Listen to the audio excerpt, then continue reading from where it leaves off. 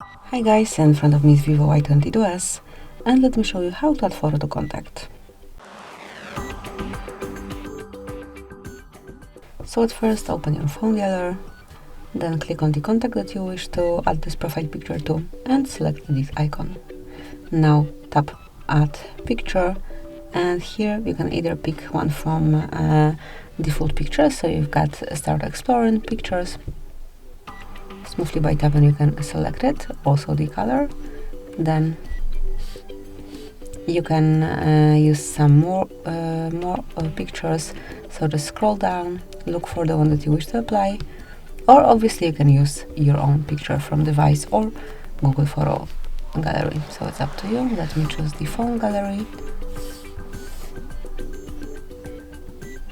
Wakey wakey, I believe I do have some pictures here.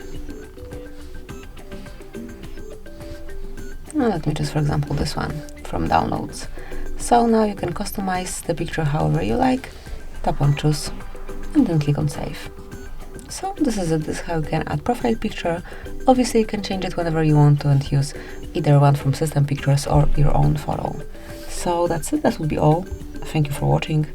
Please subscribe our channel and leave the thumbs up.